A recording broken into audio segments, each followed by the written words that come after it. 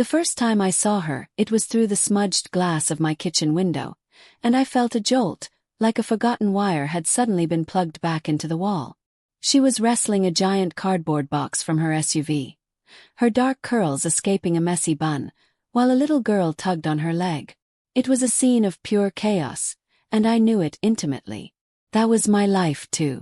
The endless performance of motherhood, where you're the stage manager, the lead actor, and the tired janitor all at once.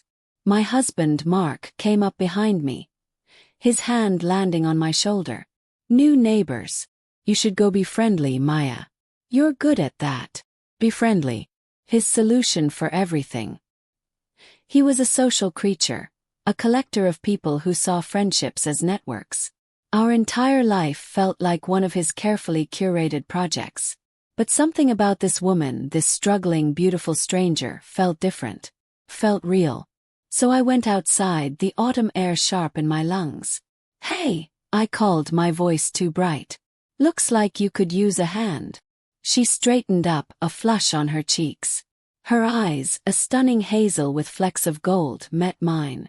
They were wide, slightly panicked, and they held me completely. "Oh God, would I ever?" she breathed, pushing a curl from her forehead. "I thought I could conquer IKEA. I was wrong. I'm Chloe. This is Lily." I helped her with the box, our fingers brushing. A simple, mundane touch, but it sent a current straight up my arm. Mark was delighted. "Chloe, the architect. Single mom, fresh start. You should take her under your wing, May. It'll be good for you." He became our biggest cheerleader. He encouraged our coffee dates, our walks in the park. He'd watch the kids so we could have girl time. He had no idea he was fanning a flame he couldn't see. Because with Chloe, I wasn't just Mark's wife or Leo's mom. I was Maya. The woman who'd wanted to open a gallery. The woman who felt invisible in her own life. Our texts started innocently. Lily just painted the cat blue. "Send wine." Then they deepened. "I can't stop thinking about what you said yesterday about your dreams. Made me ache for you." Every message was a spark. My phone became a secret heart beating in my pocket. Mark saw me smiling at it. "You and Chloe are really hitting it off," he'd say, grinning. "It's great to see you so happy." The irony was a cold stone in my stomach, but it was no match for the warmth she ignited in me. The almost kiss happened in her sunlit, still chaotic kitchen. We were unpacking glasses. Our hands reached for the same one, fingers colliding, then lacing. The world narrowed to that single point of contact. Her breath hitched. She leaned in, her lips so close I could feel the ghost of them. The back door slammed open, Lily charging in, and the moment shattered. But the electricity remained, humming in the air between us for the rest of the day.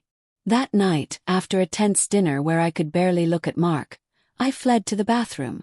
I leaned against the sink, staring at my reflection, a 38-year-old woman waking up from a 10-year sleep. My phone buzzed. It was her. My heart hammered. I unlocked the screen. It wasn't a text. It was a picture. She was lying on her bed, bathed in the soft glow of a lamp. She wore a simple black chemise, the lace edge skimming the top of her thighs.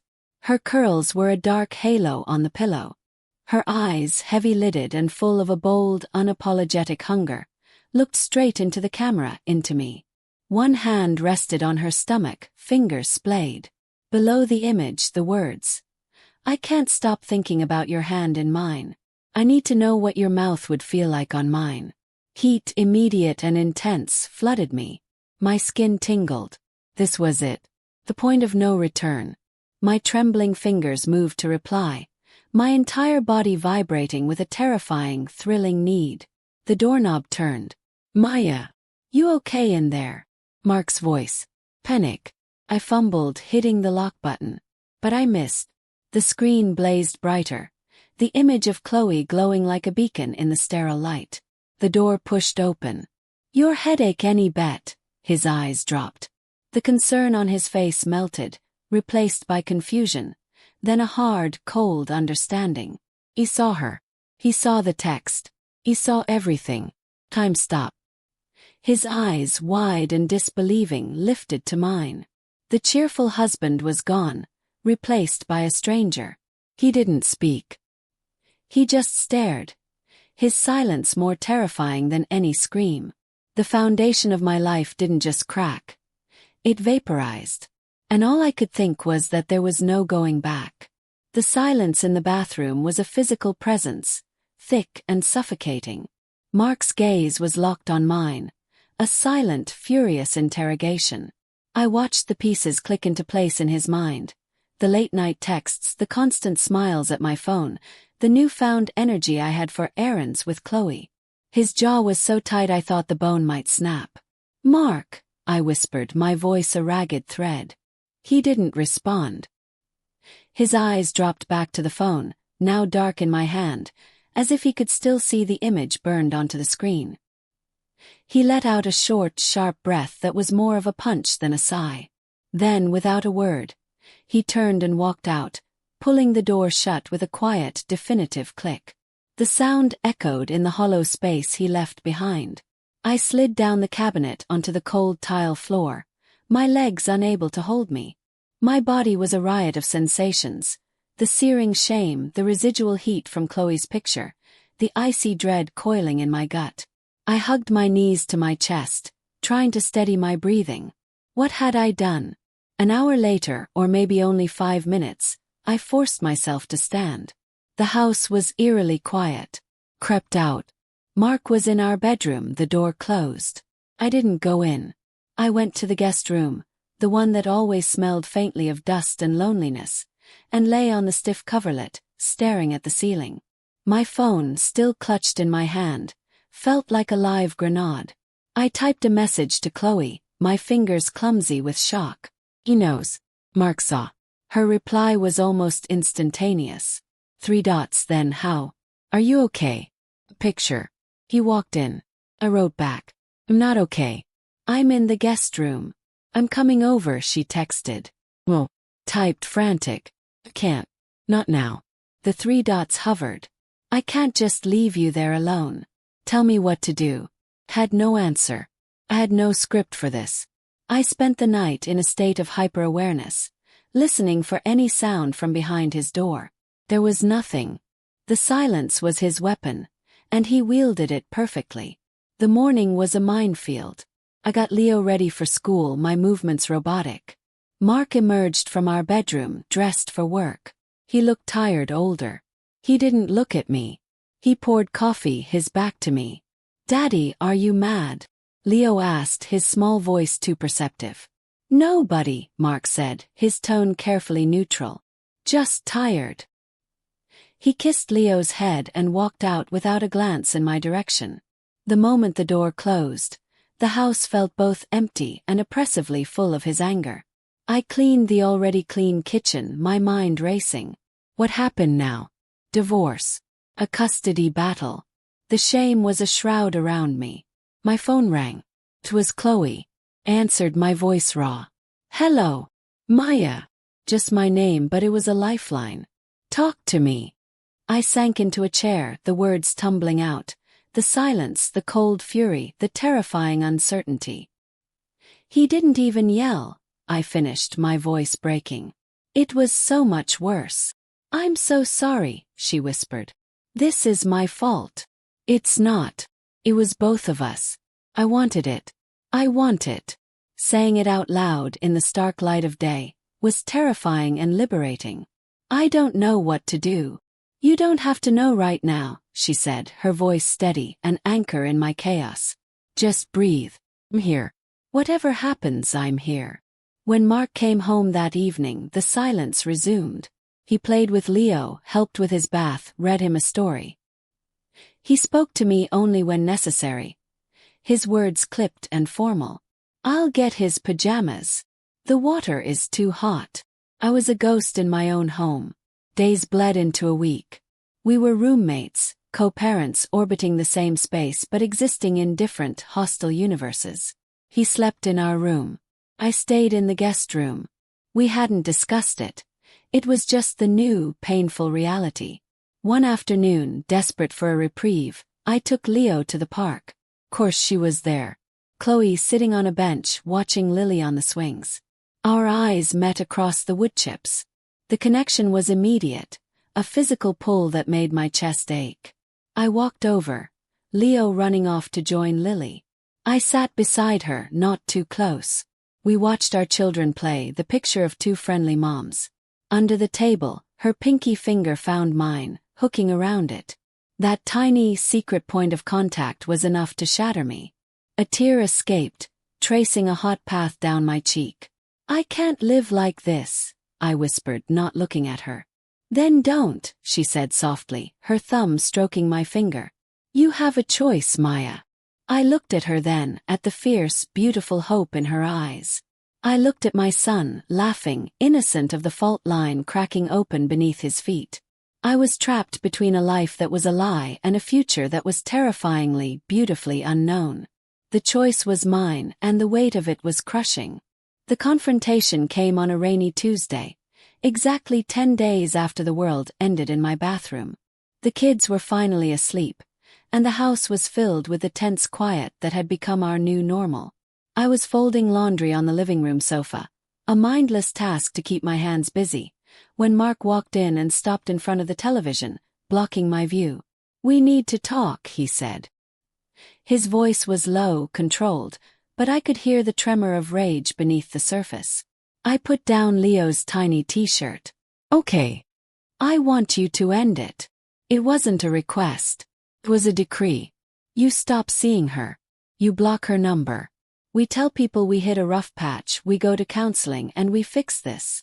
I stared at him, at the man I'd built a life with for 12 years. I saw the expectation in his eyes. He truly believed I would agree. That I would fall in line, that I would prioritize the neat, tidy picture of our family over the messy, terrifying truth of my own heart. "I can't do that, Mark." The words were out before I could second-guess them, quiet but clear. His composure cracked. "You can't." "What is that, Maya? Some midlife crisis?" "She's a phase. A distraction." His voice rose. "We have a family. Home. Or did you forget that while you were sending dirty pictures to the woman next door?" "It's not a phase," I said, my own voice gaining strength. "And it's not just about the pictures. It's about feeling seen for the first time in years. It's about someone looking at me and seeing me, not just your wife or Leo's mother." "So this is my fault," he spat, his face contorted. "I didn't see you enough. I provided for you. I gave you this life." "That's just it, Mark. You gave it to me. You curated it. You never asked me what I wanted to build with you. You just built it and expected me to live in it happily. And I tried. God, I tried for so long." I stood up, my hands shaking. I was dying in this beautiful, perfect house. The raw truth of my words hung in the air between us. He looked stunned, as if I'd spoken a foreign language he couldn't comprehend. His anger seemed to deflate, replaced by a bewildered hurt. "So what now?" he asked, his voice hollow. "You leave. You break up our family for her." "I'm not leaving for her," I said, the realization crystallizing as I spoke. "I'm leaving for me. Because if I stay, the woman you married will be completely gone. She's already halfway there." The rest of the conversation was a blur of practical, painful details. He would stay in the house. Leo would stay with him during the week. I would find an apartment. We would tell people we'd grown apart. He refused to acknowledge Chloe, to even say her name. To him, she was just the catalyst, the homewrecker. He would never understand that she was the lighthouse, not the storm. The next few days were a nightmare of logistics and suppressed grief. I found a small, furnished apartment a 20-minute drive away. It had white walls and beige carpet and smelled of lemon cleaner and emptiness. When I packed my bags, Mark wasn't home. I stood in the doorway of Leo's room, watching him sleep, my heart fracturing into 1,000 pieces. This was the price. This was the devastating cost of choosing myself. The day I moved the last of my boxes into the apartment, a profound silence descended. It was over. The life I had known was gone. I sat on the stiff sofa in the living room, wrapped in a blanket, and let the tears come. I cried for Mark, for the good man I had hurt. I cried for Leo, for the unbroken home I had shattered. And I cried for myself, for the woman who had been lost for so long. As dusk painted the bland walls in shades of purple and gray, my phone lit up. 'Twas Chloe. "I'm outside if you want me to be. If you don't, I understand. We'll wait." I looked around the sterile, lonely apartment. I felt the vast, terrifying emptiness of my future. And then I got up, walked to the door and opened it. She was standing there under the dim glow of the porch light, her hands shoved in her pockets, her eyes wide and unsure. She looked more beautiful than any picture, real and solid in here. I didn't say a word. I just reached out, took her hand and pulled her inside, closing the door on the past. I led her into the dim living room, the cardboard boxes forming vague, shadowy shapes around us. The air was thick with the dust of my move and the weight of everything unsaid. I stopped in the center of the room, still holding her hand, and finally turned to face her. "I'm scared," I whispered, the admission leaving me defenseless. Her free hand came up to cradle my cheek, her thumb stroking my skin. "I know," she breathed. "So am I." Then she kissed me. It wasn't like the almost kiss in her kitchen. This was real. It was slow and deep and devastating. It was a claiming and a surrender all at once. Her lips were soft but insistent, and the taste of mint and coffee and something uniquely Chloe, unraveled me. A low sob caught in my throat, a release of weeks, years of pent-up longing and fear. My hands came up to grip her shoulders, holding on as the world tilted. When we finally broke apart, we were both breathless. Her forehead rested against mine, our ragged breaths mingling in the quiet space. "I've wanted to do that," she panted, "since the day you walked into my driveway." I answered by kissing her again, harder this time, my fingers tangling in the soft curls at the nape of her neck. I poured every bit of my confusion, my grief, my wild, desperate hope into that kiss. Her arms wrapped around me, pulling me flush against her, and I felt the solid, wonderful reality of her body against mine. It was an anchor in the storm of my life. She walked me backwards until my knees hit the edge of the sofa and we tumbled onto it, a tangle of limbs and soft laughter. We lay facing each other, noses almost touching, just looking. The streetlight from the window cast a silver glow across her features. I traced the line of her eyebrow, the curve of her lip, committing this moment to memory. "Are you sure?" she asked, her voice husky, her eyes searching mine. In answer, I took her hand and brought it to the first button of my shirt. "I have never been more sure of anything." Her fingers were deft, her gaze locked with mine as she slowly, deliberately, undid each button. She pushed the fabric from my shoulders, her eyes darkening as they traveled over my skin. Her touch was reverence and fire. She learned the landscape of my body with her hands and her mouth, tracing the curve of my hip, the sensitive skin of my stomach, the slope of my breast. Everywhere she touched, she left a trail of heat, a silent promise. I arched into her, my own hands desperate to feel her. I tugged at her sweater, and she helped me pull it over her head. When she was bare before me, I finally understood what true beauty was. It wasn't perfection. It was the faint silver lines on her hips from bearing a child, the softness of her stomach, the fierce, loving light in her eyes. I kissed every part of her I could reach, worshipping the truth of her. We moved together in the quiet dark, a slow, building rhythm of discovery. There was no hurry, only the profound intimacy of learning each other. Her name became a prayer on my lips, a gasp, a sigh. When her mouth found the most intimate part of me, my back bowed off the couch, a cry tearing from my throat. She held me through the storm of my release, her touch gentle yet unyielding, pulling wave after shocking wave of pleasure from me until I was boneless and trembling. After, when I could breathe again, I returned the favor. I loved her with my mouth and my hands, learning the sounds she made, the way her body moved, the taste of her ecstasy. I felt powerful and vulnerable all at once, giving her the same shattering gift she had given me. Later, we lay curled together on the too small sofa, wrapped in a blanket and each other. Our clothes were strewn across the floor, our bodies slick with sweat and satiated. Her head was on my chest, my fingers idly combing through her hair. The silence now was comfortable, filled with the sound of our slowing heartbeats. I thought of the wreckage I'd left behind, the husband, the home, the picture-perfect life. The guilt was still there, a dull ache I knew would take time to fade. But lying here with this woman's weight solid and warm against me, I felt something else, something I hadn't felt in a very long time: peace. It wasn't a happy ever after feeling. It was quieter, more profound. It was the knowledge that I was finally, authentically, home. The future was still a terrifying blank page, but for the first time I was the one who would hold the pen. I tightened my arm around Chloe, breathed in the scent of her skin, and let the future wait just a little while longer.